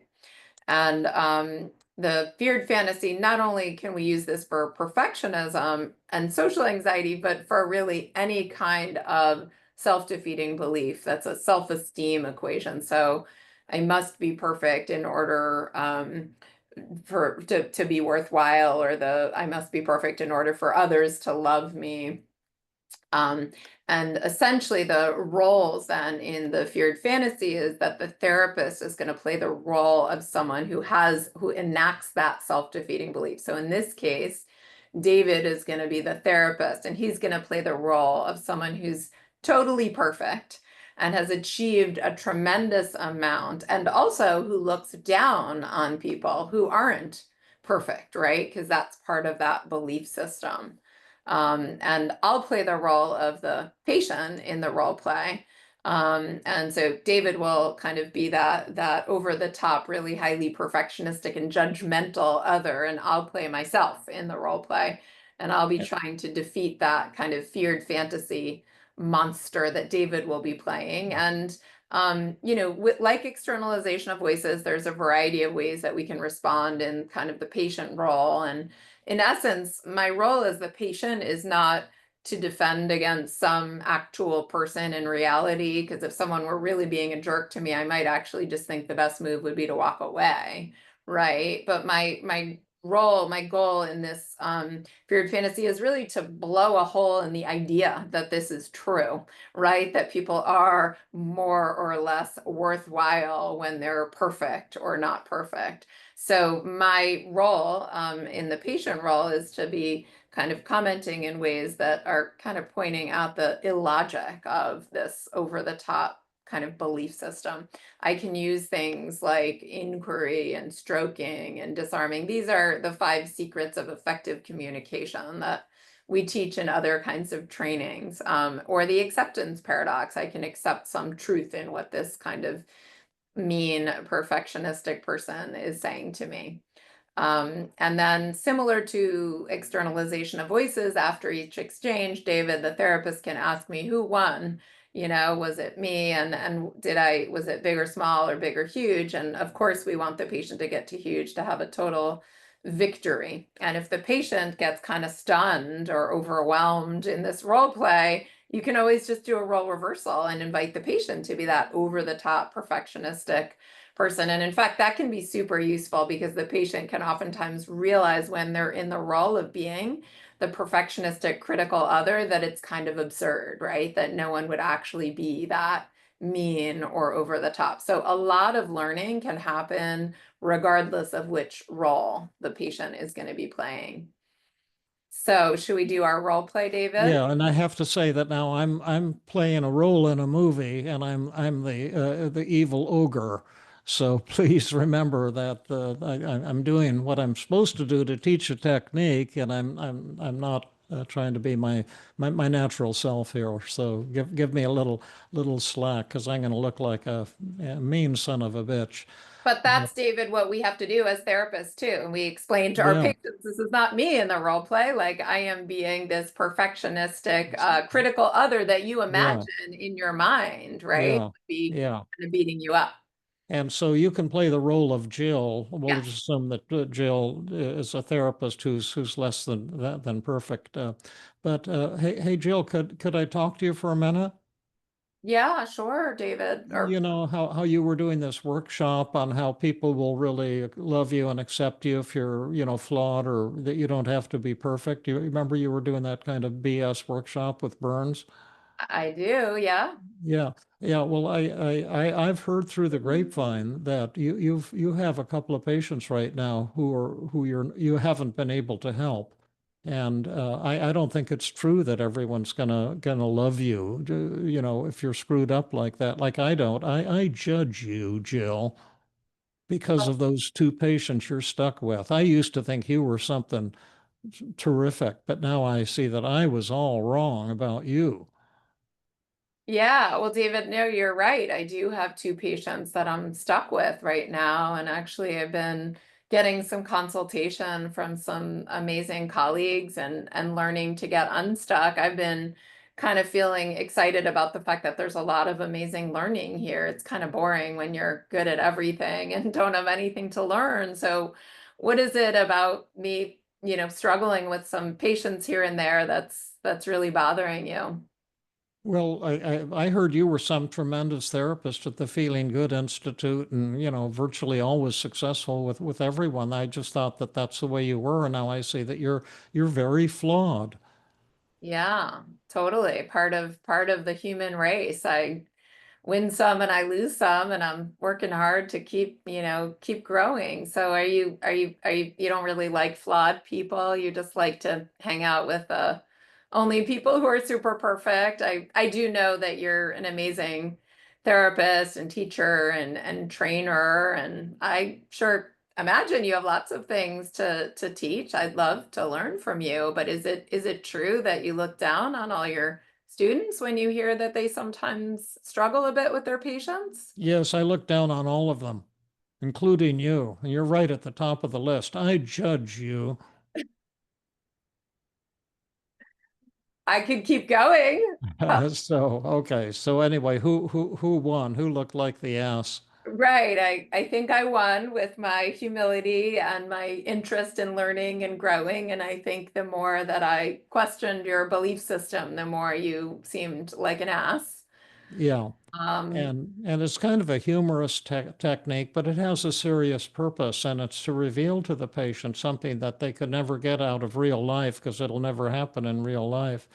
But that even if there was some judgmental person who was going to love them less or respect them less, because they were flawed or imperfect. That's not your problem. That's the problem of the person who's doing the judging. And it can help the patient grasp this on the gut level. And this is an incredibly helpful for many patients, especially patients with social anxiety and patients who have an intense fear of disapproval or criticism or judgment from other people. And it can look kind of brutal, but at the same time, it's actually really a fun method. And if the patient can get to that place of realizing just how over the top and ridiculous it would be for someone to be so judgmental, for them to not be perfect, it can be really kind of illuminating and again, sort of fun. And like I said, the therapist can really bring that to life, whatever their role in, right? Because the role of David being so over the top, I think highlights just how ridiculous this belief system is.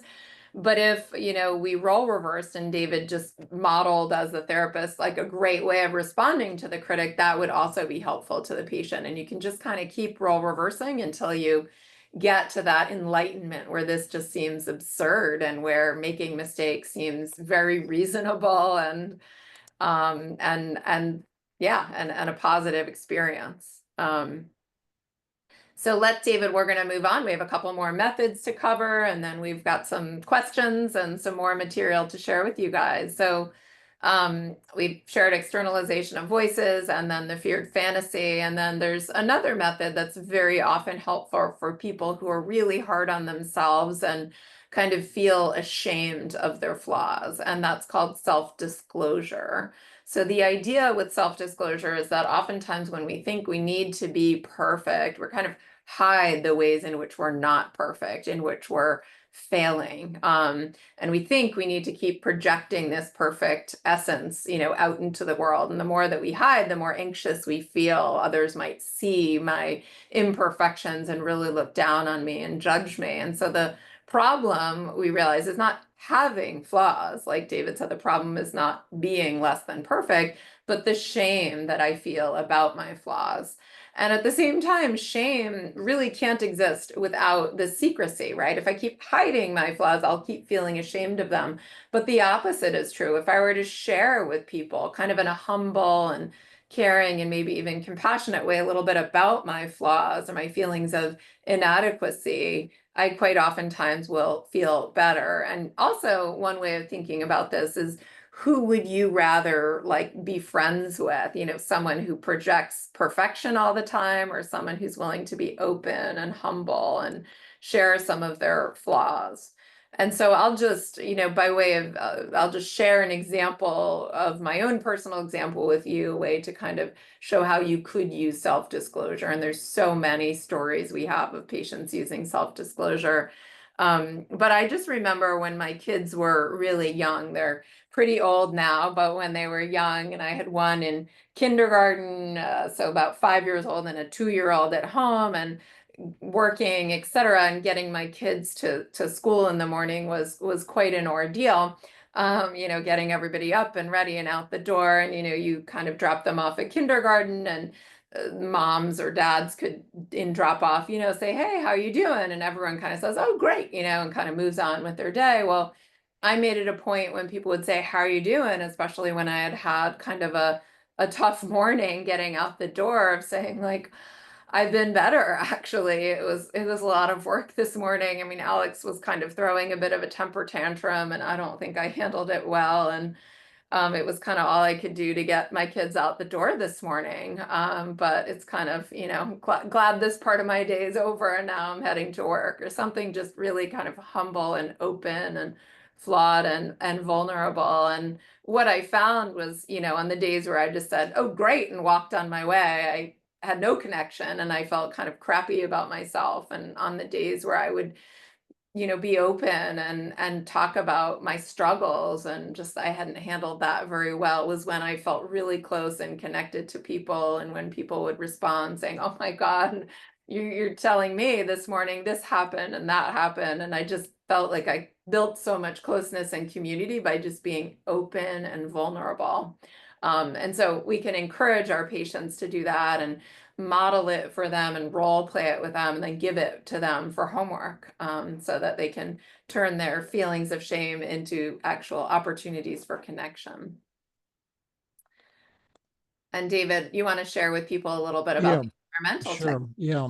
And again, we're just hitting you with the tip of the iceberg because we have dozens and dozens of techniques to help people who are struggling with self-defeating beliefs like perfectionism or any of the others. And we're just kind of giving you a feel for it because what each person finds enlightenment by a different route. And that's what we're really trying to bring people to, enlightenment as much as recovery. And the experimental technique was one that would happen to be very helpful to a man that I worked with early in my career. He came to me because he was kind of unhappy, and he showed me his CV at the first session, and he was only about maybe 5 or 8 years older than I was, but he handed me his CV, and it was about 50 pages long with all kinds of publications and keynote addresses all over the world. And he was just this extraordinarily accomplished physician.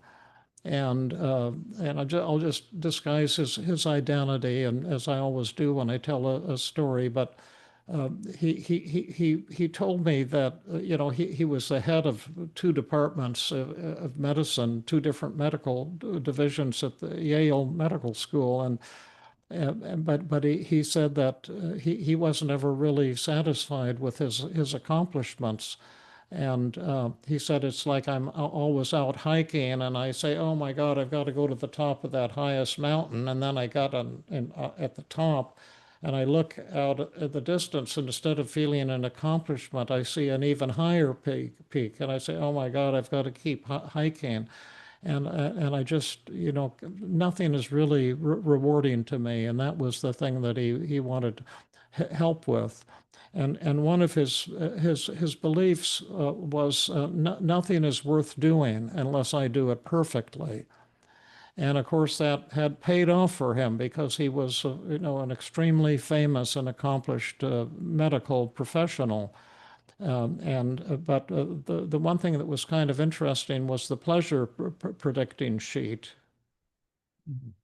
And I had him write this at the top, and I modified it a little. I called it the pleasure perfection balance sheet. And I wrote his belief at the top: nothing is worth doing unless I do it perfectly. And then I said, Bill, why don't you just schedule a bunch of activities in the next week that you could do for pleasure, learning, personal growth, or whatever, and predict how satisfying each activity will be. Write down afterwards how satisfying it turned out to be on a 0 to 100, and then also write how perfectly you did it. That way, on a 0 to 100, we can see if there's a connection between, perfection and satisfaction in your work. And you can do things you're used to doing as well as some things that you're not used to doing. And so, two things he brought in the next week was give welcoming lecture to the new medical school class. It was one thing, and he predicted 90% because he always got extended standing ovations because he was such a charismatic public speaker. And then the other thing was to fix a broken pipe in the toilet because he'd never done anything like that, and the toilet broke at home, and he decided to fix it. And then his actual satisfaction what was from the welcoming lecture, if we can go to the next slide, was he said it was only 5% satisfying. And his perfection rating was 75%. And he had the note, I only got a 30-second standing ovation. And I said, my God, man, you got a 30-second standing ovation and you only had a 5% satisfaction.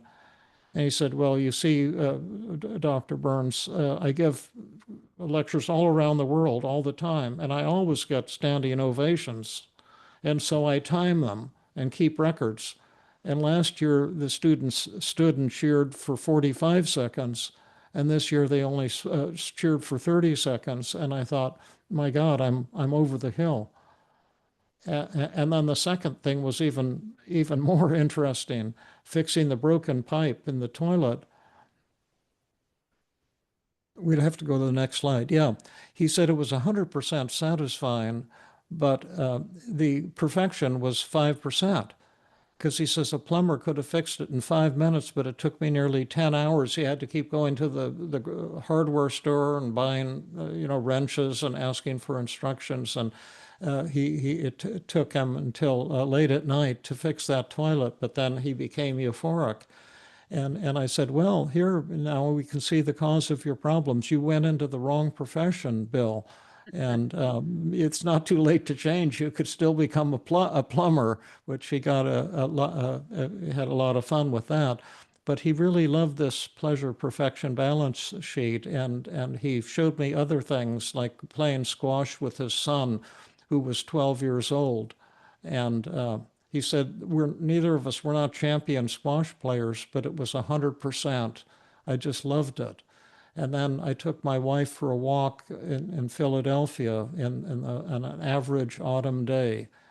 And we were not champion hikers. We were just walking through the woods, and it was 100% rewarding.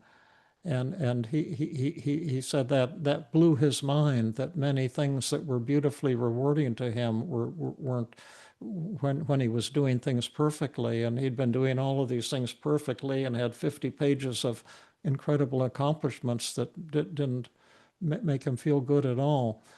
And so that was just another way of getting to enlightenment.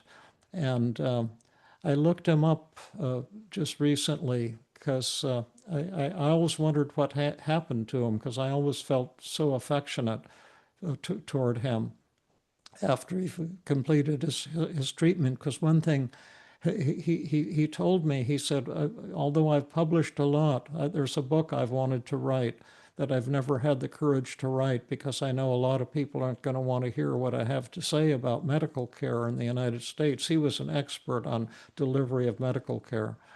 And I discovered that he had died a few years back. And they said he died happily with his family, and he was in his 80s. But the obituary was just amazing, and I learned a lot about him that I didn't know. That he was revered as one of the giants of medicine in the era that he lived. He was world famous. But I also discovered something that I didn't know, and I think it happened after he worked with me, that he had consulted with Congress and with the president.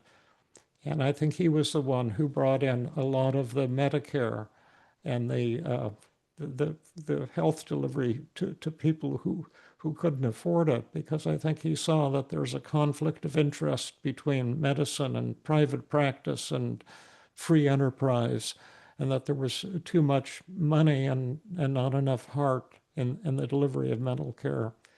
So I felt so proud of him for having done something that he really believed in, and something that made a fantastic impact once he decided he no longer had to be perfect. Such a beautiful story, David. And I'll just kind of highlight that, we call this the experimental technique, because really David and this patient designed this kind of pleasure predicting balance sheet to experiment, to test the validity of the belief nothing is worth doing unless I do it perfectly, right? So it's like, try something that you do perfectly and try something. Turns out you did so far from perfectly, and realizing that actually the enjoyment and satisfaction was far greater for this patient when he did something so far from perfect.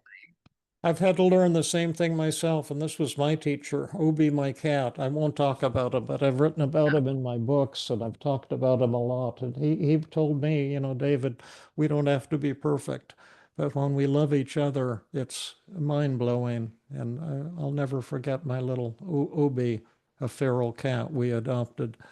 But And we just have 10 minutes left and we've got to cover a lot and also answer some questions. So I'll let you do this slide, David, and then I'll yeah, come. sure. So essentially where we've been, and some of you have asked if you'll get the slides and the video, and you will. If you want access to the slides, I'm sure we can provide that. But the first step is you identify a self-defeating belief. The second step, you have to boost motivation. You can't attack self-defeating belief or distorted thoughts without boosting motivation and reducing resistance, which is what we did with Amy. And that at that point, it becomes relatively easy to crush the negative thoughts. And you saw Amy crushing the negative thoughts, not combating them, but blowing them out of the water. That's what we're looking for. That's enlightenment, not just total recovery, but it's a spiritual enlightenment. And then step 4, feel great. And so I'm going to go to the next pieces and then we'll take your questions, Mike. That way we'll know we can do questions till the end. So I really hope that you guys learned something today and, learned some methods and some techniques and kind of a therapeutic stance as well. And I always love hearing your stories too, David. So much heart. And so if you'd like to learn more, we're going to just share a few things with you briefly, and then we'll take some questions. So if today's training sparked something for you, we'd be really excited if you wanted to join us for the Fast Track to Level 3 certification course. And this is kind of our most efficient and powerful way to help therapists learn TEAM CBT, quickly. And what we shared with you today was just the tip of the iceberg. And in the Fast Track course, we teach these, 50 plus CBT methods and help therapists to master them too. And I'll share with you just one testimonial. We always have people emailing us really awesome things that they learned and what they love about the Fast Track course. And this is just from Stacy, who said it was the kind of training that she wished she'd had in grad school. And so we hear things like that all the time, and it's, super rewarding for us. And there's a lot on this slide, but I will just say that the Fast Track course is packed with lots of goodies. And this slide gives you a little bit of a picture of what's included. So it starts, the next round will start on September 11th, and it's a hybrid course designed for really busy professionals. So it's 16 hours of asynchronous on-demand content. There's a 4-hour live training. David and I are going to work with a participant live, doing a David Burns live, and that's kind of our kickoff event. And then 25 weeks of small group coaching and live practice with awesome trainers and therapists. It also includes free certification, free access to the level 3 certification exam, and David's full therapist toolkit. There's a 30-day money back guarantee. So if you're not happy in the first 30 days, you can always get a refund. And then today we're offering you guys a coupon. So at the very bottom of the page, it has this coupon Skill Up 50. And yeah, so we'd love for you guys to join us and sort of learn more with us in the Fast Track course. I also want David to have a chance to tell you about the Feeling Great app, which I know is free this summer, which is kind of amazing. Yeah, we've trained the AI to do just what I would do with you, or what Jill and I did with Amy, just to go through the TEAM steps. And we came up with a new version just recently. The old version was incredibly powerful, and the new version is even 50% more powerful, and people are reporting 60 to 70% reductions in 7 different negative feelings within the first 90 minutes on the app. And we've decided that the best things in life are free, and so it's kind of probably crazy from a business point of view, but we're just giving the app away for free now. And so we're hoping you'll try it yourself and recommend it to friends and loved ones. It'll be free at least through the summer. So you've got nothing to lose and your life to gain, the world to gain. Also, yeah, you can do the next slide. Yep. also, we have lots of other free opportunities for people to learn and grow. And I'll do this very quickly so we can get to some questions for the next few minutes. But we have weekly training groups David and I offer on Tuesday nights from 5 to 7 Pacific, where therapists can join for free, kind of unlimited psychotherapy training with us. And the contact info is on this slide. And as well, Wednesday mornings with Rhonda and Kai, a similar kind of free therapist training group. David does the Feeling Good podcast, and there's more than 400 episodes of free podcasts there that you can find on the Feeling Good website. And then David also has the Feeling Great YouTube channel where you can watch David's favorite stories and some trainings and videos by searching Feeling Great YouTube. And if I didn't say it, you can learn more about the Fast Track course on the Feeling Good Institute website, and we can also drop the link to that in the chat box. And as David and I are taking questions, Mike is putting the link to the continuing education survey in the chat box right now. So if you're a therapist, make sure you're doing the CE survey, not the general public survey. And if you're not a therapist and you want to give us some feedback, you can do the general public survey. But if you're a therapist, make sure you're clicking on the CE credit survey.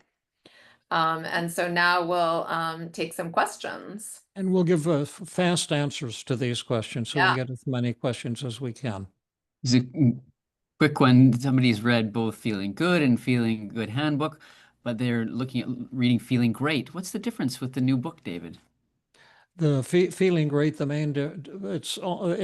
been fine tuning cognitive therapy every day for the last 40, 50 years. And so it's way upgraded from Feeling Good on every level, the testing, the empathy, but the methods, all that is, very high powered now. But the main thing is the development of the elimination of resistance. That's what's led to the incredible rapid results with TEAM CBT, including our now totally free Feeling Great app. How is a CBA different than doing positive reframing? Jill, that's for you. Sorry, I was just noticing just a question in the chat box. So how is the CBA different from positive reframing? You oftentimes cover many of the same things, but because the advantages can oftentimes be brought to life as well with the positive reframing. But I would say positive reframing is more paradoxical. The CBA, as we've done it, even though it's a bit paradoxical, it's a bit more straightforward because you're listing the disadvantages as well. Whereas positive reframing is really meant to help the patient feel proud of their symptoms.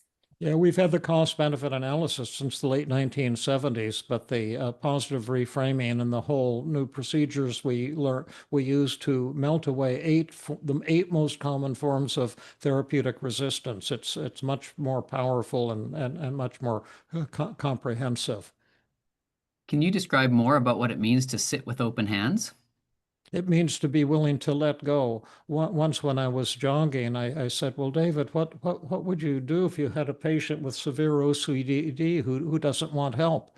And then it popped into my brain, well, I would tell them, is there something you do want help with? And just let go of some compulsion to treat somebody just because they have a diagnosis. I'm here to serve people and not to be an expert and tell you what you're supposed to do with your life or how you're supposed to be. The role of the therapist and team is very humble. Amy said she was hesitant to press the magic button. If someone says yes, how do you proceed? What's the transition from a yes to magic button? And say, I'm so glad that you said that, and virtually everyone says yes. No one, you've been suffering terribly, and no one wants to suffer terribly. And we don't have a magic button, but I do have some magical techniques, and it's very powerful. And I predict it probably will happen that all your negative feelings will blow them away in today's session if we use these techniques. But I don't think we should use them. At least I'm not convinced. And then the patient gets agitated and said, well, why? If you've got the techniques, I want to use them. I've had 20 years of failed therapy. You must help me. And then I say, well, before we do that, let's take a look at all these negative thoughts and feelings you have, because there may be some beautiful things about you that are hidden in them. And we might want to consider that before we move too fast to make all your negative feelings disappear. And so this is setting up a paradox right away where the patient has to convince the therapist and chase the therapist, rather than the traditional thing where the therapist tries to help and then runs into resistance. So many other great questions we didn't get to. One last quick one, Jill. Can Yeah. we do CBT without Team CBT? Can we do it effectively? That's a good Well, question. I can answer that because I was trained in CBT from the very first day of graduate school. And then when I moved to California, I met David, and that was like 17, almost 18 years ago. And I had lots of methods that I could use for patients, but I definitely found that so many patients were resistant or reluctant. And in my opinion, Team CBT is like CBT, except it has this whole piece about empathy and connecting with patients, and this whole piece about addressing and reducing resistance. And there's so many awesome role-playing methods to bring CBT to this much more kind of emotional level. So I would say Team CBT is kind of like CBT on steroids. So you get to pick your own path. Thanks, Jill. Okay, and so we'll say a big thank you to everyone. It's always a total honor to present with you, David, and I so appreciate all these tools that you've developed and how much you bring them to everyone with so much heart and so much creativity. And thank you also to Mike for always being the best collaborator here in these webinars. And thanks to everyone for 2 hours of your time and attention today. Yeah, I love you, Jill and Mike and Maor, and I love all of you for supporting us, therapists and general public, and for coming today. And if you like these free things for therapists and the general public, let us know, because we've done 2 or 3 of them now, and I hope we can keep offering you programs like this. All right, take care, everybody. Thanks.